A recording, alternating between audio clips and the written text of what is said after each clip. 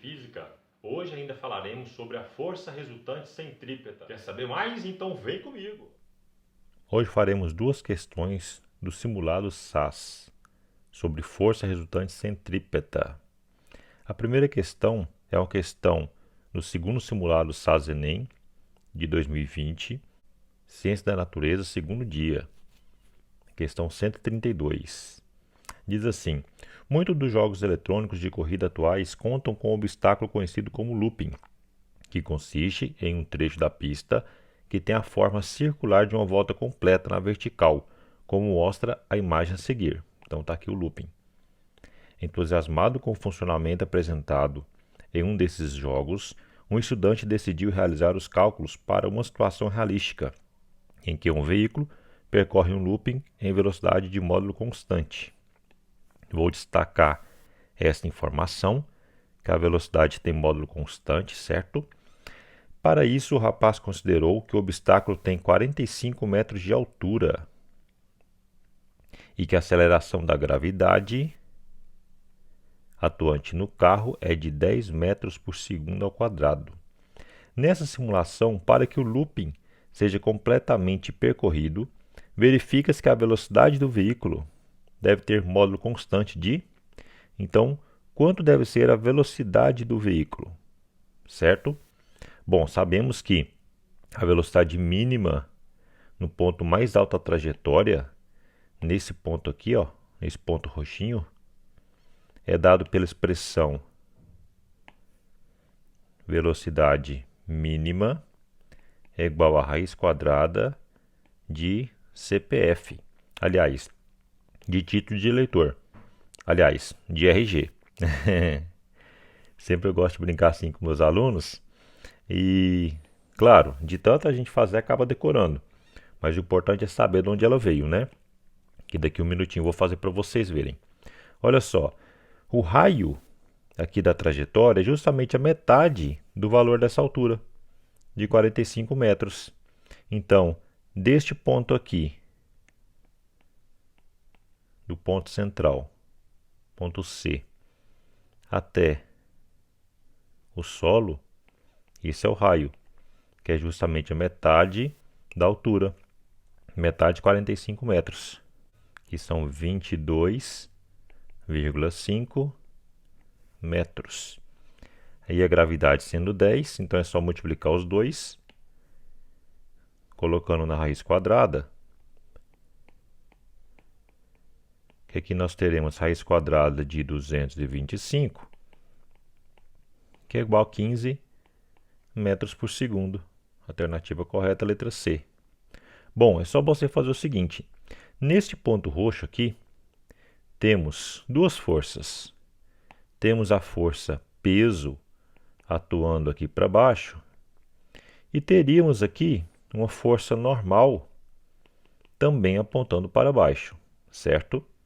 Mas na situação em que a velocidade do carro seja mínima para que ele não caia, a força normal ela tende a zero. Então a força normal ela tende a zero para encontrarmos a velocidade mínima. Neste caso, então, a força resultante centrípeta, que é a somatória das forças que apontam para o centro da trajetória, naquela direção, seja naquele sentido ou sentido contrário, não é isso? A força resultante centrípeta, que seria peso mais a força normal, será apenas a força peso, porque a força normal tende a zero. Então fica assim que a força resultante centrípeta, mv² sobre o raio, é igual a massa vezes a gravidade, que é a força peso. Você simplifica massa com massa, passa esse R para lá multiplicando o G, e você já viu que essa expressão fica assim. Velocidade mínima é raiz quadrada de RG, certo? Então terminamos essa questão aqui. Para fazermos a próxima questão, vamos a um vídeo.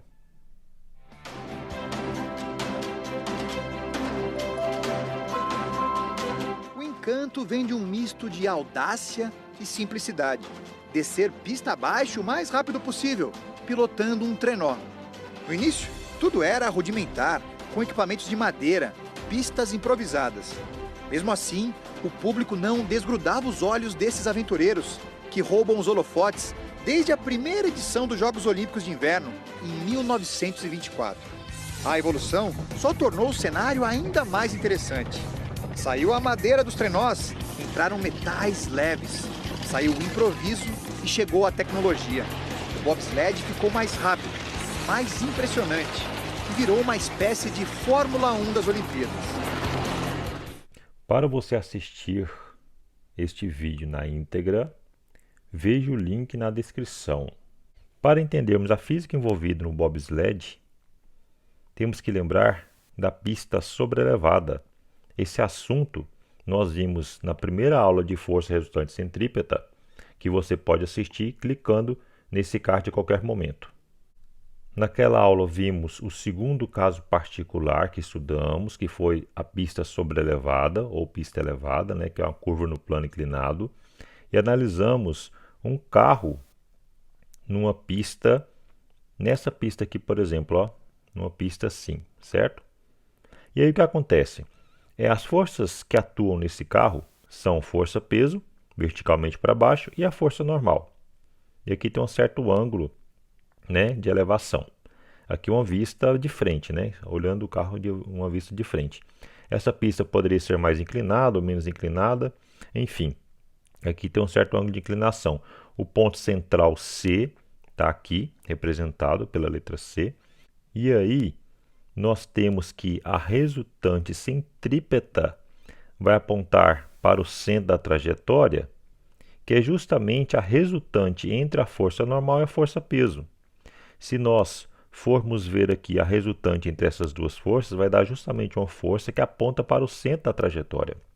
Então, ela é a resultante centrípeta. Note, neste triângulo aqui, que eu vou destacar, esse triângulo aqui de cima, nós podemos, com o ângulo de inclinação, aquele ângulo vermelhinho, ou então este outro ângulo aqui, este ângulo verde, que na verdade seria o complementar daquele vermelho, nós podemos encontrar a força resultante centrípeta, que nesse caso era só fazer a tangente desse ângulo, que seria o cateto oposto, que seria esse pedacinho aqui, que é igual a força-peso, porque aqui é a regra do paralelogramo, não é? Então, aqui é força normal, aqui também é força normal. Aqui é força-peso, aqui é força-peso. Então, o ângulo oposto a θ seria esse pedacinho, que é o cateto oposto, O cateto oposto seria esse pedacinho, que é a força-peso, em módulo, dividido pelo cateto adjacente, que é a força resultante centrípeta. Então, a tangente seria peso dividido pela força resultante centrípeta. Vamos destacar este resultado aqui, que vamos utilizar ele daqui a pouco para fazer a próxima questão, que fala do bobsled. Então, a questão é essa aqui, a questão 101 do terceiro simulado SAS Enem 2020. Segundo dia, Ciência da Natureza. Questão número 101. O bobsled. Conhecido como Fórmula 1 do gelo, o bobsled é um esporte de inverno coletivo disputado em duplas e quartetos que descem em um trenó em pistas de gelo. Nas competições, cada equipe faz de 2 a 4 descidas e vence quem tiver o menor tempo no total. As pistas modernas são feitas de concreto e contam com um sistema de refrigeração para ficarem cobertas de gelo. O trajeto deve ter entre 1.200 e 1.300 metros e no mínimo 15 curvas. Aqui neste primeiro parágrafo, então, nós temos apenas um texto informativo sobre o bobsled. Aqui tem uma foto da equipe brasileira em 2002 fazendo aquela curva elevada. Considerando que a aceleração da gravidade é de 10 metros por segundo ao quadrado, vamos destacar essa informação.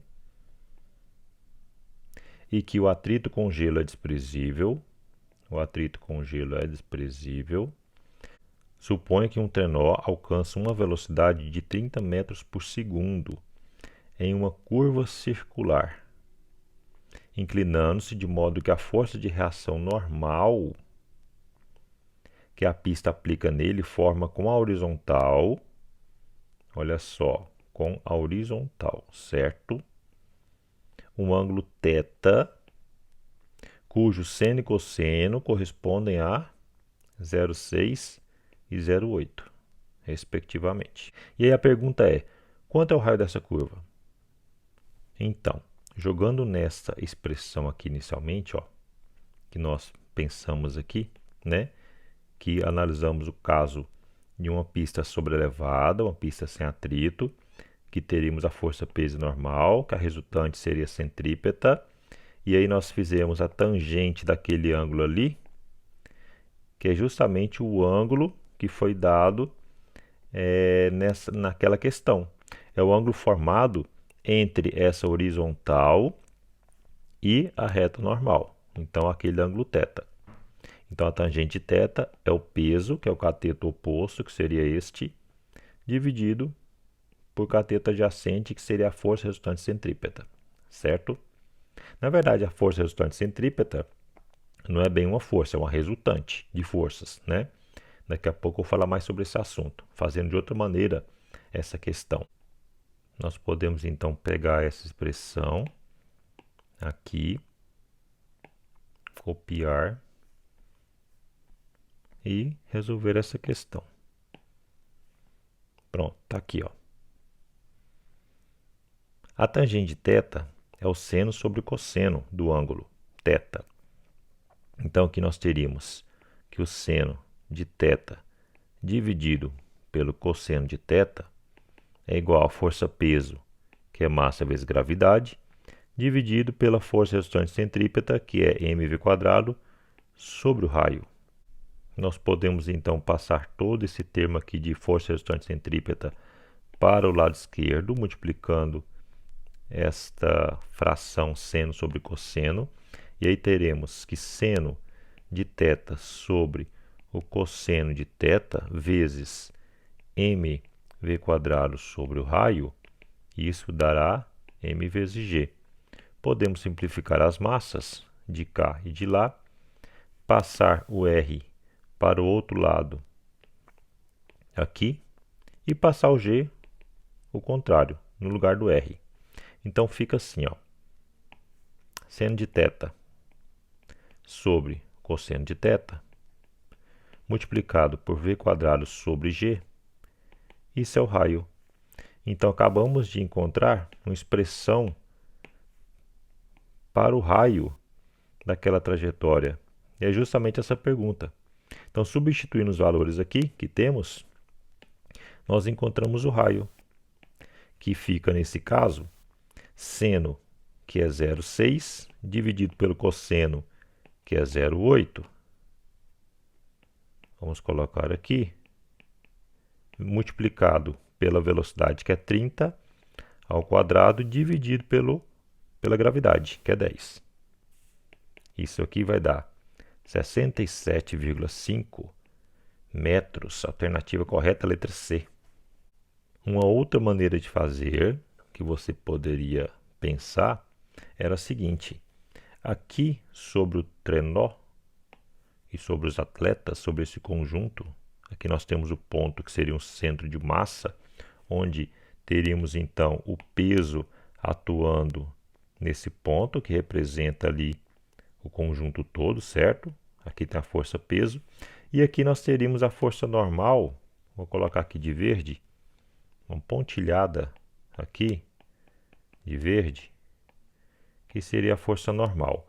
Eu coloquei pontilhada porque eu vou fazer o seguinte, eu vou decompor essa força normal neste eixo aqui agora, passando por peso, nesse eixo vertical, e nesse eixo horizontal aqui.